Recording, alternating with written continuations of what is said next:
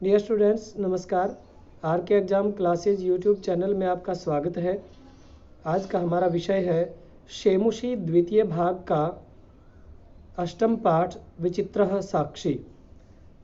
प्रस्तुत पाठ में यह दर्शाया गया है कि बुद्धिमान व्यक्ति किस प्रकार से कठिन कार्य को भी सरलता से कर देते हैं। कश्चन निर्धनो जनः भूरि परिश्रम्य किंचित वित्तम उपार्जितवान।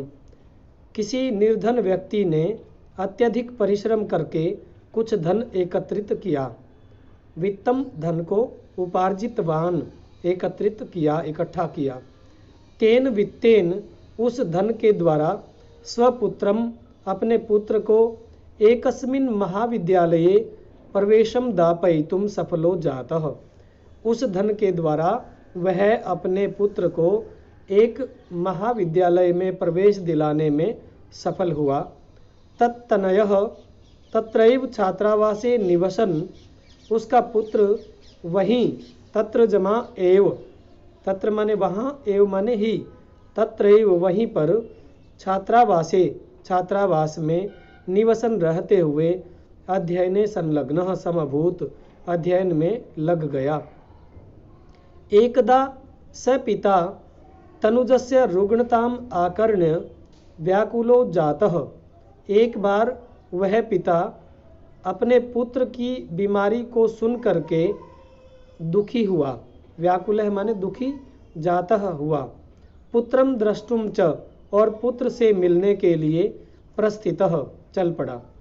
परम अर्थकार्षेण पीडितः स बसयानम विहाय पदातिरेव प्राचलत। परंतु वह धन के अभाव के कारण बसयान को छोड़ करके पैदल ही चल पड़ा। पदाति ही माने पैदल, पैदल ही चल पड़ा। पदाति क्रमेण संचलन, पैदल चलने के क्रम से, अर्थात पैदल चलते हुए, सायं समय अपि असौ गंतव्यात् दूरे आसीत। सायंकाल के समय में भी वह अपने गंतव्य से दूर ही था। निशांधकारे, रात्रि के अंधकार में, प्रसरिते विजने प्रदेशे, रात्रि में अंधकार के फैलने पर या अंधकार से युक्त स्थान पर, प्रसरिते माने फैले हुए, विजने निर्जन स्थान, लोगों से रहित स्थान, सुनसान जगह पर, प्रदेशे स्थान पर, पद यात्रा न शुभावहा, पैदल चलना शुभ नहीं होता। अर्थात रात्रि के अंधकार में जनों से रहित अर्थात निर्जन स्थान पर पैदल यात्रा शुभ नहीं होती। एवं विचार्य, ऐसा विचार करके, स वह पार्श्व स्थिते ग्रामे, पास में ही स्थित गांव में, रात्रि निवासम कर्तुम, रात्रि को निवास करने के लिए, कश्चित गृहस्थम उपागतः, किसी गृहस्थ आदमी के पास चला गया। करुणा परो ग्रही तस्मै आश्रयम प्रायच्छत। दयालु गृहस्थी ने उसके लिए आश्रय दे दिया। तस्मै उसके लिए, आश्रयम आश्रय को, प्रायच्छत माने दे दिया। यहाँ पर यच्छ धातु का प्रयोग किया गया है और यच्छ धातु का जहाँ प्रयोग किया जाता है उस यच्छ धातु के कारण चतुर्थी विभक्ति का प्रयोग होता है। जिसके लिए कुछ दिया जाए उसके लिए चतुर्थी विभक्ति का प्रयोग किया जाता है। यहाँ पर तस्मै शब्द में चतुर्थी विभक्ति का प्रयोग हुआ है। विचित्रा दैव गति ही, दुर्भाग्यपूर्ण गति थी। विचित्रा माने विचित्र, अनोखी, दैव गति भाग्य की गति, भाग्य की गति अनोखी थी। तस्याम एव रात्रौ, उसी रात में, तस्याम एव रात्रौ, उसी रात में, तस्मिन् गृहे, उस घर में, कश्चन चौरः गृहाभ्यंतरम प्रविष्टः, कोई चोर घर के अंदर प्रवेश कर गया। तत्र निहिताम एकाम मंजूषाम आदाय पलायितः, तत्र माने वहाँ, निहिताम रखी हुई, मंजूषाम पेटी को, आदाय ले करके, पलायितः भाग गया। वहाँ रखी हुई एक पेटी को ले करके भाग गया। चौरस्य पाद ध्वनिना, प्रबुद्धो अतिथि। चोर के पैरों की ध्वनि से अतिथि जाग गया। प्रबुद्ध है माने जाग गया, अतिथि। चोर के पैरों की ध्वनि से अतिथि जाग गया। चोर शंकया, चोर की शंका के कारण, तम अन्वधावत, उसके पीछे दौड़ने लगा। अगृहणात च, और पकड़ लिया। यह मान करके कि यह चोर है और वह उसके पीछे भागा और उसको उसने पकड़ लिया। परम विचित्रम अघटत, परंतु विचित्र घटना घटी।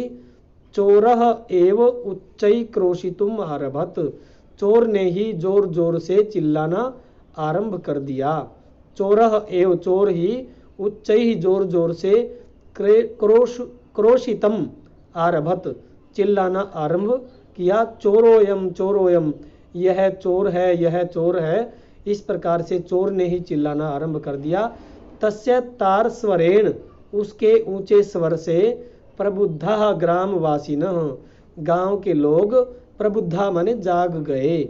स्वगृहात, अपने घर से, निष्क्रम्य, निकल करके, तत्रागच्छन्, वहां आ गए। वराकम अतिथिम एव चोरम मत्वा अभर्त्सयन्, बेचारे अतिथि को ही चोर मान करके उसकी निंदा करने लगे। यद्यपि ग्रामस्य आरक्षी एव चोर, यद्यपि गांव का आरक्षी अर्थात रक्षक, गांव का रक्षक ही चोर था। आसीत माने था। तत्क्षणम एव, उसी समय, रक्षा पुरुषः, रक्षा पुरुष अर्थात सिपाही, तम अतिथिम, उस अतिथि को, चोरो अयम, यह चोर है, इति प्रख्याप्य, ऐसा स्थापित करके, ऐसा निर्धारित करके, कारागृहे प्राक्षिपत, कारागृह में डाल दिया। यद्यपि गांव का जो सिपाही था वह सिपाही ही चोर था, उसी समय उस सिपाही ने उस अतिथि को चोर बता करके कारागृह में डाल दिया। अग्रिमे दिने, अगले दिन, स आरक्षी चोरिया अभियोगे तम न्यायालयम नीतवान, अगले दिन चोरी के अभियोग में, अभियोग का अर्थ होता है मुकदमा, चोरी के अभियोग में उसको न्यायालय में ले गया। न्यायाधीशो बंकिम चंद्रः उभाभ्याम पृथक पृथक विवरणम श्रुतवान, न्यायाधीश बंकिम चंद्र ने दोनों से अलग अलग विवरण को सुना। सर्वम वृत्तांतम, सर्वम वृत्तम अवगत्य, सारी बात जान करके, स तम निर्दोषम अमन्यत, उसने अर्थात जज ने, न्यायाधीश ने, तम, उसको, किसको, उस व्यक्ति को, अतिथि को, निर्दोषम अमन्यत, निर्दोष माना। आरक्षिणम च दोषभाजनम, और सिपाही को दोषी, सिपाही को दोषी माना। किंतु प्रमाणाभावात, किंतु प्रमाण के अभाव से, स निर्णेतुम ना शक्नोत, वह निर्णय लेने में समर्थ नहीं था। ततो असौ तौ अग्रिमे दिने उपस्थातुम आदिष्टवान, ततः उसके बाद, असौ, उसने, किसने, न्यायाधीश ने, तौ, उन दोनों को, अग्रिमे दिने उपस्थातुम, अगले दिन उपस्थित होने के लिए, आदिष्टवान, आदेश दिया। अन्य द्युः, दूसरे दिन, तौ, उन दोनों ने, न्यायालये, न्यायालय में, स्वस्वपक्षम, अपने अपने पक्ष को, पुनः स्थापितवन्तौ, दोबारा से स्थापित किया, अर्थात अपने अपने पक्ष की बात दोनों ने न्यायाधीश को दोबारा बताई। तदैव कश्चित् तत्रत्यः कर्मचारी समागत्य निवेदयत्, तदा जमा एव, तदैव, उसी समय, कश्चित्, किसी, तत्रत्यः कर्मचारी, वहीं के कर्मचारी ने, समागत्य आकर के, निवेदयत, निवेदन किया। तभी वहीं के किसी कर्मचारी ने आकर के निवेदन किया, यत, कि, इतः, यहाँ से, क्रोशद्वयम, क्रोशद्वयांतराले, 2 कोश के अंतराल पर, अर्थात 2 कोश की दूरी पर, कश्चित् जनः केनापि हत, किसी व्यक्ति को किसी के द्वारा मार दिया गया। यहाँ से 2 कोस की दूरी पर किसी ने किसी व्यक्ति को मार दिया। तस्य मृत शरीरम राजमार्गम निकषा वर्तते, उसका मृत शरीर राजमार्ग अर्थात सड़क के पास है। आदिश्यताम किम करणीयम इति, आदेश दीजिए क्या करना है। आदिश्यताम आदेश दीजिए, किम करणीयम क्या करना चाहिए। न्यायाधीश ने आरक्षिणम आरक्षी को अर्थात सिपाही को, अभियुक्तम च और अभियुक्त को अर्थात उस अतिथि को, तम शवम न्यायालये आनेतुम आदिष्टवान, उस शव को न्यायालय में लाने का आदेश दिया। न्यायाधीश ने उन दोनों को, सिपाही और अतिथि दोनों को, शव को न्यायालय में लाने का आदेश दिया। आदेशम प्राप्य, आदेश प्राप्त करके उभौ पराचलत, दोनों चल पड़े। तत्र उपेत्य, वहां पहुंचकर, काष्ठपटले निहितम पटाच्छादितम, काष्ठपटले लकड़ी के तख्ते पर, निहित रखे हुए, पट आच्छादितम वस्त्र से ढके हुए, देहम शरीर को, स्कंधेन वहंतौ कंधे से लाते हुए, न्यायाधिकरणम प्रति प्रस्थितौ न्यायालय की ओर चल पड़े। वहां पहुंच करके लकड़ी के तख्ते पर रखे हुए, कपड़े से ढके हुए उस शरीर को कंधे से ढोते हुए न्यायालय की ओर चल पड़े।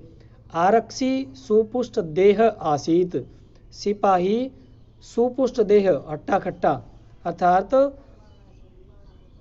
हर्षपुष्ट शरीर वाला आसीत था। अभियुक्तश्च और अभियुक्त अर्थात अतिथि अतीव कृशकाय बहुत ही कमजोर शरीर वाला था, और अतिथि बहुत ही कमजोर शरीर वाला था। भारवतः शवस्य स्कंधेन वहनम तत्कृते दुष्कृतम आसीत, भार से युक्त उस शव को कंधे पर ढोते हुए, वहनम माने ले जाते हुए, कंधे पर ले जाते हुए, तत्कृते उसके लिए, दुष्कर्म आसीत वह कठिन था। कंधे पर भार से युक्त उस शव को ले जाना उसके लिए कठिन था। स भार वेदनया क्रंदति सम, वह बोझ की पीड़ा से, वेदनया माने पीड़ा से, क्रंदति सम रोने लगा। तस्य क्रंदनम निशम्य मुदित आरक्षी तम उवाच, उसके क्रंदन को शांत करके अर्थात उसके रोने को शांत करके प्रसन्नचित्त सिपाही तम उवाच उससे बोला, रे दुष्ट, अरे दुष्ट, तस्मिन् दिने उस दिन, त्वया अहम चोरिताया मंजूषाया गृहणात वारितः, तेरे द्वारा मैं चोरी की हुई पेटी को ले जाने से, वारितः माने रोका गया। जो चोरी करके पेटी को मैं ले जा रहा था, उस पेटी को ले जाने से तूने मेरे को रोक दिया। इदानीम निज कृत्यस्य फलम भुक्ष्व, अब अपने किए हुए का फल भोगो। भुक्ष्व माने भोगो। यह लोट लकार मध्यम पुरुष एक वचन का है। भुक्ष्व भोगो। अस्मिन् चौर्याभियोगे, इस चोरी के अभियोग में, त्वम वर्षत्रयस्य कारादंडम लप्स्यसे, इस चोरी के अभियोग में तुम 3 वर्ष का कारादंड अर्थात 3 वर्ष की कारावास की सजा को लप्स्य से प्राप्त करोगे। इति प्रोच्य, ऐसा कह करके, उच्चै अहसत, जोर जोर से हंसा। यथा कथंचित उभौ शवम आनीय एकस्मिन् चत्वरे स्थापितवन्तौ, यथा कथंचित जिस किसी भी प्रकार से, उभौ दोनों ने, शवम आनीय शव को ला करके, एकस्मिन् चत्वरे एक चबूतरे पर, स्थापितवन्तौ रख दिया। दोनों ने किसी प्रकार से ला करके उस शव को एक चबूतरे पर रख दिया। न्यायाधीशेन पुनस्तौ घटनायाः विषये वक्तुम आदिष्टौ, न्यायाधीश ने फिर से दोनों को उस घटना के विषय में कहने के लिए आदिष्टौ आदेश दिया। वक्तुम माने बोलने के लिए, बताने के लिए, आदिष्टौ आदेश दिया। आरक्षिणी निज पक्षम प्रस्तुतवती। सिपाही के अपने पक्ष के प्रस्तुत कर देने पर आश्चर्यम अघटत, आश्चर्य की घटना घटी। स शवः, वह शव प्रावारकम अपसार्य, प्रावारकम अर्थात कंबल को, चद्दर या कंबल जो ओढ़ करके रखा था उसको अपसार्य हटा करके न्यायाधीशम अभिवाद्य, न्यायाधीश को अभिवादन करके निवेदितवान, निवेदित किया। उस शव ने अपने ओढ़े हुए वस्त्र को हटा करके न्यायाधीश को अभिवादन करके निवेदन किया, मान्यवर, हे मान्यवर, एतेन आरक्षिण अध्वनि यद उक्तम, इस सिपाही के द्वारा रास्ते में यद उक्तम जो कहा गया, यद उक्तम माने जो कहा गया, तद वर्णयामि वह वर्णन करता हूँ।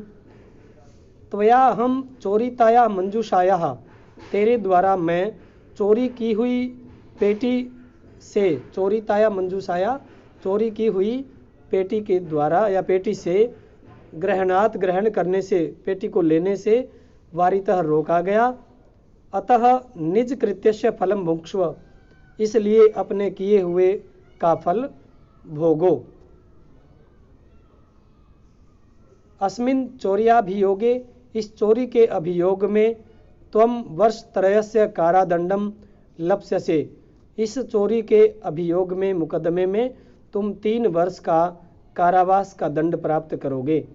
इति ऐसा न्यायाधीशः आरक्षिणे कारादंडम आदिश्य तम जनम ससम्मानम मुक्तवान, न्यायाधीश ने उस सिपाही को कारावास का दंड दिया और उस व्यक्ति को सम्मान सहित मुक्त किया। अतः उच्यते, इसीलिए कहा गया है कि दुष्कराण्यपि कर्माणि मति वैभवशालिनः नीतिम युक्तिम समालम्ब्य लीलयो प्रकुर्वते। दुष्कराणि अपि कर्माणि, कठिन कार्यों को भी मति वैभवशालिन, बुद्धिमान व्यक्ति नीति और युक्ति का आश्रय लेकर के, लीलया माने खेल खेल में ही, प्रकुर्वते कर देते हैं। अर्थात बुद्धिमान व्यक्ति कठिन कार्य को भी नीति और युक्ति से, नीति और युक्ति का आश्रय लेकर के खेल खेल में ही कर देते हैं। यहाँ पर न्यायाधीश ने साक्ष्य के अभाव में भी इस व्यक्ति के साथ, इस गरीब व्यक्ति के साथ न्याय किया। उन्होंने अपनी युक्ति का आश्रय लिया और युक्ति से ही वे ऐसा कर पाए। यही इस पाठ से हमें शिक्षा मिलती है कि बुद्धिमान व्यक्ति किसी भी प्रकार के कठिन कार्य को सरलता से अपनी नीति से कर देते हैं। जयतु भारती, जयतु संस्कृतम।